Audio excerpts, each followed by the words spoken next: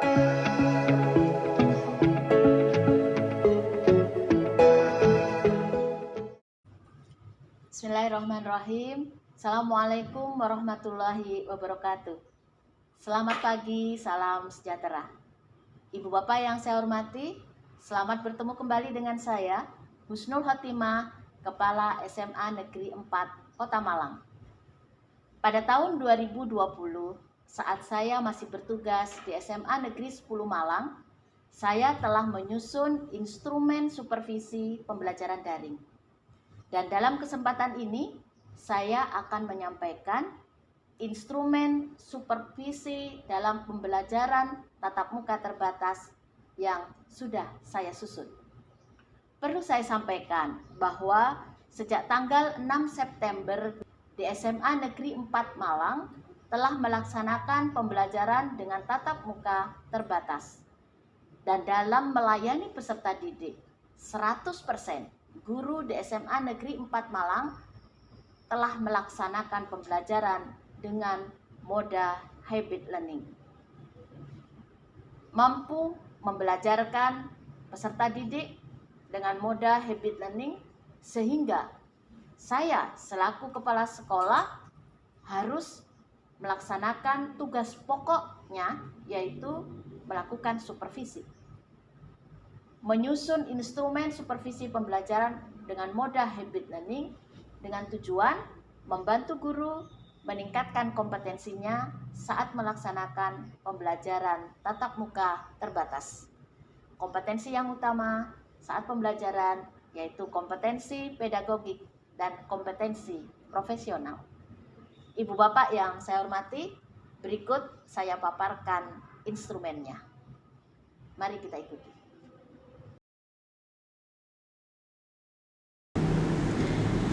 Inilah supervisi PTM terbatas seperti halnya pada supervisi pembelajaran daring. Dokumennya berupa ada nama guru, ada NIP, ada pangkat golongan, mata pelajaran, kelas, program, kemudian jam keberapa dilaksanakan supervisi, tanggal pelaksanaannya, dan nilainya.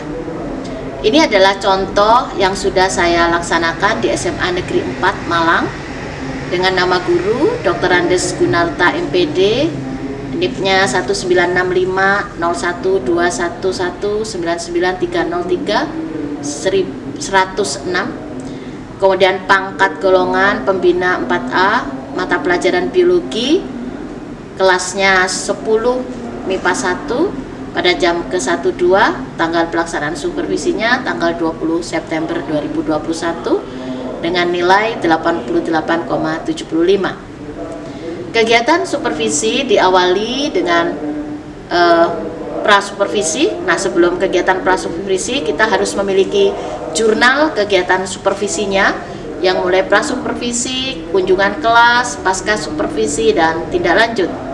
Pada jurnal kegiatan supervisi PTM terbatas ini, pada kegiatan prasupervisi, mirip dengan pembelajaran waktu daring, bisa saja menyampaikan via WA atau menanyakan langsung kesediaan atau persiapan guru untuk disupervisi. Bisa bertemu langsung dengan guru, kemudian menjelaskan format penilaian kegiatan supervisi tatap muka terbatas, kemudian menerima perangkat pembelajaran dari guru bisa melalui email atau langsung diserahkan kepada kepala sekolah, kemudian melakukan penilaian terhadap perangkat pembelajaran yang sudah diterima dari guru. Setelah itu tahap kunjungan kelas, kepala sekolah datang ke kelas mengisi format kunjungan kelas. Bisa juga kunjungan kelasnya ini kepala sekolah ketika misalnya merasa kurang enak badan bisa melakukan di rumah, kemudian secara virtual melakukan supervisi. Kemudian setelah kunjungan kelas adalah pasca supervisi, menyepakati waktu pertemuan dengan guru untuk melakukan refleksi, bisa langsung di sekolah atau bisa juga melalui virtual meet. Kemudian kepala sekolah menyampaikan pembinaan atau bantuan, setelah itu melaksanakan tindak lanjut dari program supervisi yang telah dihasilkan. Ini adalah contoh bagaimana jurnal yang sudah dilaksanakan di SMA Negeri 4 terhadap guru yang bernama Bapak Gunarta, yaitu pada hari Senin tanggal 13 September 2021 itu prasupervisi. Saya langsung bertemu dengan beliaunya, menanyakan kesediaannya untuk disupervisi. Kemudian beliau menyampaikan bersedia dan akan disupervisi di kelas 10 MIPA 1 pada jam ke-1-2 di hari Senin tanggal 20 September 2021. Kemudian saya mengirimkan format penilaian prasupervisi. Kemudian setelah itu saya menerima perangkat pembelajaran dari guru melalui WA. Nah, ternyata Bapak Gunarta itu sudah menyiapkan lesson design-nya terkait dengan kegiatan pembelajaran. Jadi berupa lesson design, boleh juga sih berupa RPP. Nah, ini era Merdeka Belajar, boleh saja perangkatnya RPP atau berupa lesson design. Materi yang akan dibelajarkan adalah materi virus. Kemudian saya menerima juga link pembelajaran saat tatap muka terbatas. Nah, link ini adalah untuk melayani siswa-siswa yang ada di rumah. Kemudian pada hari Senin 20 September 2021 saya melaksanakan kunjungan kelas, mengisi format penilaian saat kunjungan kelas. Nah, format penilaiannya kebetulan karena saya langsung di kelas. Selanjutnya setelah acara supervisi dilanjutkan dengan pasca supervisi, yaitu langsung disepakati karena Pak Gun waktu itu masih ada jam pembelajaran lanjutan, sehingga pasca supervisinya itu disepakati besok harinya pada tanggal 21 September 2021. Nah, kemudian pada saat sudah ditentukan waktunya, kepala sekolah menyampaikan pembinaan atau berupa bantuan, kemudian menyampaikan tindak lanjut yang akan dilakukan oleh kepala sekolah. Selanjutnya, ini adalah format atau instrumen kegiatan pra-supervisi pelaksanaan tatap muka terbatas. Yang pertama adalah guru bersedia disupervisi, kemudian guru menginformasikan aplikasi virtual yang digunakan saat kegiatan supervisi tatap muka terbatas. Kemudian guru telah mempersiapkan dokumen administratif yang dibutuhkan selama kegiatan pembelajaran tatap muka terbatas, meliputi daftar hadir peserta didik yang di sekolah maupun yang berada di rumah, serta jurnal mengajar digital. Kemudian guru menyiapkan perangkat pembelajaran meliputi silabus, RPP atau lesson design, lembar kerja kalau ada, kemudian media, alat evaluasi yang dilakukan selama kegiatan pembelajaran dengan tatap muka terbatas. Selanjutnya guru menginformasikan kepada kepala sekolah selaku supervisor secara detail mengenai situasi pembelajaran yang akan dilaksanakan. Jadi bagaimana jumlah peserta didiknya, karakteristik peserta didiknya di kelas 10 MIPA 1, setting kelasnya seperti apa, apakah dilaksanakan pembelajaran cooperative learning, medianya, alat evaluasinya yang digunakan selama pembelajaran dengan tatap muka terbatas. Kemudian guru juga menjelaskan secara detail terkait dengan kegiatan pendahuluan yang akan dilakukan, kegiatan inti dan kegiatan penutup selama pembelajaran tatap muka terbatas sesuai dengan perangkat pembelajaran yang telah disusun. Berikut adalah contoh instrumen kegiatan pra-supervisi pembelajaran tatap muka terbatas yang sudah diisi, yaitu semua instrumen itu telah diisi atau instrumen itu telah disediakan oleh guru yang akan disupervisi, sehingga saya mencentangnya semua dalam posisi iya, artinya siap. Berikutnya adalah instrumen penilaian RPP atau lesson design saat pembelajaran tatap muka terbatas. Guru telah menyusunnya sehingga kemudian kepala sekolah melakukan penilaian. Pertama adalah melihat aspek kesesuaian tujuan dengan indikator pencapaian kompetensi, kemudian kelengkapan kata kerja operasional yang digunakan itu dapat diamati dan diukur, kemudian kelengkapan tujuan pembelajaran, kesesuaian materi pembelajaran dengan kompetensi dasar indikator yang akan dicapai, kemudian apakah materi pembelajarannya tergolong esensial, kemudian apakah materi pembelajarannya juga diarahkan pada manfaat di masa kini dan masa depan. Itu penting sekali. Kemudian kelengkapan bahan ajar sudah sesuai dengan kebutuhan saat pembelajaran dengan tatap muka terbatas. kemudian terdapat model, pendekatan, dan metode yang variatif selama pembelajaran tatap muka terbatas. Apakah ada juga kelengkapan tahap kegiatan pembelajaran, kemudian pada kegiatan pembelajaran itu juga tersirat pendidikan karakter, kemudian apakah guru menerapkan active learning selama pembelajaran tatap muka terbatas, kemudian kesesuaian pemilihan media pembelajaran, sudah sesuaikan dengan tatap muka terbatas, kemudian kelengkapan sumber bahan belajar, kemudian kesesuaian evaluasi dengan tujuan atau indikator pembelajaran, kemudian terdapat alat penilaian, kemudian terdapat perencanaan kegiatan pengayaan atau remedial. Itulah aspek-aspek yang dinilai di dalam RPP atau perangkat pembelajaran yang sudah disusun oleh guru. Nah, ini adalah instrumen penilaian RPP milik Bapak Gunarta yang sudah saya nilai dengan hasil yaitu ada 14 komponen yang sudah terpenuhi dan ada 2 komponen yang tidak terpenuhi sehingga menghasilkan nilai 87,5. Berikutnya adalah instrumen penilaian kunjungan kelas saat pembelajaran tatap muka terbatas.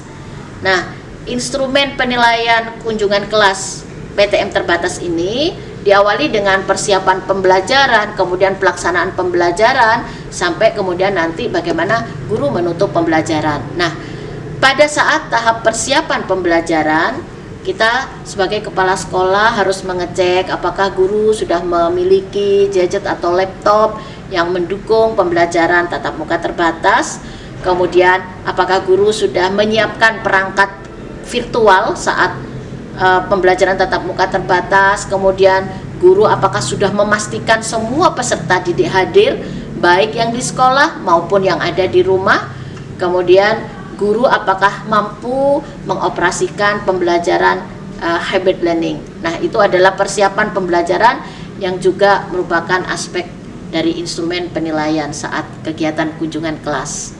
Berikutnya saat pelaksanaan pembelajaran pada kegiatan awal. Nah, yang pertama adalah guru diminta untuk menyiapkan peserta didik mengikuti pembelajaran dengan moda hybrid learning, kemudian memotivasi peserta didik dalam hal ini tentu saja yang ada di sekolah dengan yang ada di rumah, menyampaikan persepsi, menyampaikan tujuan pembelajaran, menyampaikan cakupan materi yang akan dibelajarkan pada hari itu. Kemudian saat kegiatan inti, kepala sekolah mengecek apakah guru telah mampu mengajak peserta didik menyusun pengetahuannya sendiri, memecahkan masalah yang terkait dengan materi esensial yang akan dipelajari. Jadi filosofi yang digunakan dalam hal ini adalah filosofi konstruktivisme, karena ini yang diharapkan. Jadi anak-anak tidak dianggap sebagai kelas yang kosong, tapi mereka sudah punya bekal pengetahuan sebelumnya dan diminta untuk menyusun pengetahuannya sendiri terhadap masalah yang mereka hadapi dalam proses pembelajaran yang terkait dengan materi. Kemudian, apakah guru mengkaitkan konsep materi pembelajaran pada kehidupan masa kini dan masa depan supaya anak-anak lebih tahu manfaat belajar materi ini untuk apa? Nah, seperti itu, baik saat ini maupun di masa yang akan datang. Kemudian, menerapkan active learning. Guru perlu menerapkan active learning, kemudian menumbuhkan kebiasaan positif atau karakter saat pembelajaran tatap muka berlangsung. Misalnya kebiasaan positif ketika yang di rumah harus membuka kamera, itu adalah bagian dari karakter.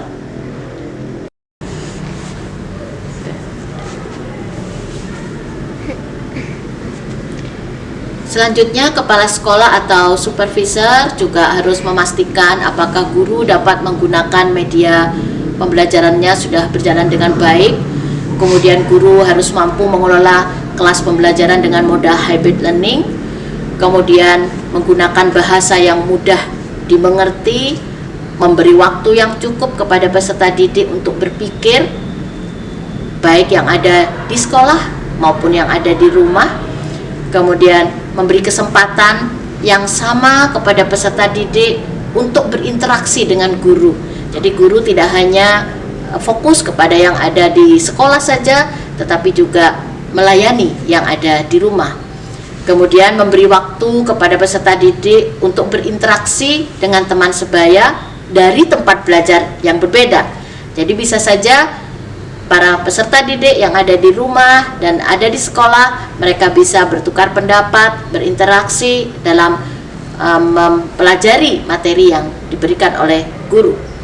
Kemudian guru memberikan penguatan berupa reward saat peserta didik mampu mengungkapkan pendapat, bertanya atau menjawab pertanyaan. Sekaligus guru juga melakukan penilaian saat proses pembelajaran itu secara adil. Adil dalam hal ini harus sama antara yang di sekolah dengan yang di rumah. Kemudian guru juga harus peka terhadap kesulitan yang dihadapi oleh peserta didik saat pembelajaran dengan moda habit learning, karena ini sesuatu yang baru. Kemudian saat kegiatan penutup dapat menyimpulkan pembelajaran bersama peserta didik, kemudian melakukan refleksi dengan peserta didik dan melakukan tindak lanjut nantinya pada proses pembelajaran berikutnya. Berikut adalah contoh instrumen penilaian kunjungan kelas saat tatap muka terbatas kepada Bapak Gunarta. Ini adalah yang sudah diisi dari sekian instrumen, maka ada 2 dari 20 komponen yang belum terpenuhi, yaitu aspek ketika harus memberi waktu kepada peserta didik untuk berinteraksi dengan teman sebaya dari tempat belajar yang berbeda. Memang karena kadang-kadang menunggu koneksi jaringan yang di rumah itu agak lama, sehingga kadang guru kurang sabar untuk menunggu. Kemudian yang berikutnya adalah ketika harus melakukan penilaian proses belajar secara adil. Otomatis kalau tidak sabar menunggu yang di rumah mengumpulkan pendapat atau memberikan jawaban, otomatis yang di rumah juga tidak diberi kesempatan yang sama untuk dinilai dalam proses pembelajaran, sehingga yang dihasilkan adalah hanya 18 instrumen dari 20, sehingga nilainya adalah 90. Selanjutnya kegiatan akhir dari pelaksanaan supervisi, yaitu instrumen kegiatan pasca supervisi pembelajaran tatap muka terbatas dan tindak lanjut. Ini merupakan refleksi guru dengan kepala sekolah. Nah, seperti halnya pada supervisi pembelajaran daring, pada instrumen kegiatan pasca supervisi ini sama mirip, tetapi mengubah dari pembelajaran daring menjadi pembelajaran hybrid learning dengan moda hybrid learning. Nah, kita bertanya kepada guru bagaimana mereka perasaannya, hal positif apa yang dirasakan, termasuk kendala juga yang ditemukan dirasakan saat pembelajaran dengan moda hybrid learning. Kemudian apa yang perlu diperbaiki atau ditingkatkan pada pembelajaran selanjutnya, termasuk apa tindak lanjut supervisinya. Nah, Ibu Bapak, ini adalah contoh kegiatan pasca supervisi atau tindak lanjut saat guru melaksanakan refleksi dan kepala sekolah memberikan bantuan, yaitu hal positifnya yang dirasakan oleh guru merasa ini sesuatu yang baru, kemudian mencoba memadukan dengan berbagai aplikasi. Nah, itu yang dirasakan oleh guru hal positifnya. Kemudian ketika menyusun perangkat pembelajaran, guru merasa ini adalah sesuatu yang baru dan memiliki tantangan tersendiri sehingga butuh waktu lebih banyak untuk belajar dan berpikir. Nah, saat pembelajaran hybrid learning dilaksanakan di kelas, hal positif yang dirasakan oleh guru adalah merasa guru harus belajar terus, terutama yang terkait dengan penggunaan teknologi. Ketika guru merefleksikan diri dengan hal positif tersebut, maka bantuan yang diberikan oleh kepala sekolah adalah hanya penguatan saja bahwa memang belajar itu harus dilakukan sepanjang hayat. Guru harus terus memperbaiki what to teach dan how to teach-nya. How to teach dalam hal ini tentu saja terkait dengan pembelajaran moda hybrid learning, ketika siswa ada yang belajar di sekolah dan ada yang belajar di rumah. Kemudian untuk yang terkait masalah teknologi, bisa bekerja sama atau belajar bersama dengan tim IT yang ada di SMA Negeri 4 Malang, juga kepada guru teman sejawat yang memang mahir dalam teknologi atau penggunaan perangkat IT. Kemudian kendala yang dirasakan oleh guru saat pembelajaran dengan moda hybrid learning, yaitu dalam hal persiapan pembelajarannya dia merasa memang ini sesuatu yang baru, jadi perlu belajar karena sesuatu yang baru itu pasti membutuhkan tantangan tersendiri untuk bisa mempersiapkannya, karena tidak seperti pembelajaran daring yang memang murni semuanya berada di rumah, tetapi ini bagaimana guru mampu melayani yang ada di rumah dan melayani yang ada di sekolah. Kemudian saat menyusun perangkat pembelajaran, menurut guru kendalanya adalah ternyata banyak yang harus dipikirkan karena melayani peserta didik di 2 tempat dan berharap semua itu bisa terlayani dengan baik, semua bisa mengikuti proses pembelajaran dengan baik. Nah, itu merupakan kendala atau sesuatu yang memang harus terus dipikirkan oleh seorang guru. Kemudian saat proses pembelajaran berlangsung dengan moda hybrid learning, nah kendalanya kadang-kadang yang ditemukan oleh guru menurut penuturan Pak Gunarta itu adalah perangkat virtualnya kadang-kadang mengalami masalah. Mungkin jaringan yang ada di sekolah ya, kemudian kadang-kadang memang ada trouble dan peserta didik yang di rumah otomatis tidak bisa terlayani dengan baik. Kalau yang di sekolah meskipun perangkat virtualnya bermasalah, yang di sekolah tetap bisa belajar dengan baik. Nah, ini bantuan yang diberikan oleh kepala sekolah yang terkait dengan persiapan pembelajaran hybrid learning, menyusun perangkat pembelajaran, dan saat pembelajaran dengan mode hybrid learning itu dilaksanakan, kepala sekolah menyampaikan perlu belajar tetap dengan tim IT, kemudian sebisa mungkin proporsional dalam melayani peserta didik yang di rumah dan di sekolah, memberi kesempatan belajar yang sama kepada mereka. Kemudian terkait perangkat virtual, ya perlu dicek terhadap perangkat-perangkat virtual yang akan digunakan saat pembelajaran. Kemudian apa yang perlu diperbaiki ditingkatkan pada pembelajaran selanjutnya menurut refleksi guru, beliau menyampaikan bahwa belajar membuat pembelajaran dengan moda hybrid learning itu yang interaktif dan semua peserta didik terlayani dengan baik. Nah, ini menurut saya sebagai kepala sekolah tentu ini harus didampingi oleh tim IT yang ada di sekolah. Kemudian tindak lanjut dari kegiatan supervisi, menurut guru dari hasil refleksinya tadi, dia merasa perlu memperbaiki RPP dengan pembelajaran tatap muka terbatas, kemudian belajar juga macam-macam aplikasi yang menunjang saat menggunakan moda hybrid learning. Nah, saat kegiatan menyusun perangkat pembelajaran, tentu kepala sekolah harus mendampingi menyusunnya, dan dengan tim IT guru perlu belajar macam-macam aplikasi, dan disepakati dari tindak lanjut supervisi bahwa kegiatan supervisi yang selanjutnya itu adalah dilaksanakan di bulan November tahun 2021.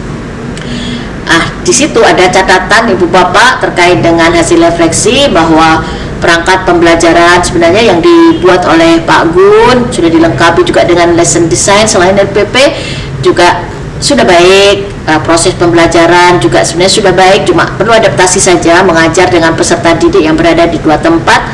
Kemudian tentu saja nanti akan melaksanakan tindak lanjut supervisinya. Berikut ini adalah dokumentasi saat kegiatan supervisi Ibu Bapak. Nah, ini dokumentasi yang pertama adalah kegiatan prasupervisi. Nah, ini saya bertemu langsung dengan Bapak Gunarta pada kegiatan prasupervisi. Kemudian yang berikutnya ini saat saya melakukan kegiatan kunjungan kelas, Pak Gunarta melaksanakan moda pembelajaran dengan hybrid learning. Ternyata Pak Gunarta menggunakan gadget, kemudian juga ada laptop di kelas pembelajarannya. Kemudian yang terakhir ini adalah kegiatan pasca supervisi. Untuk kegiatan pasca supervisi kita rileks saja, jadi karena di situ sifatnya pembinaan, ini saya lakukan di ruang guru, tidak di ruang kepala sekolah, sehingga di situ ada interaksi antara kepala sekolah dengan guru yang lebih leluasa untuk menyampaikan hasil-hasil dari kegiatan supervisi dengan situasi yang tidak terlalu formal, tetapi yang penting tujuan dari pelaksanaan pasca supervisi itu apa bisa tercapai. Ibu Bapak yang saya hormati, itulah rangkaian instrumen supervisi pembelajaran dengan moda hybrid learning.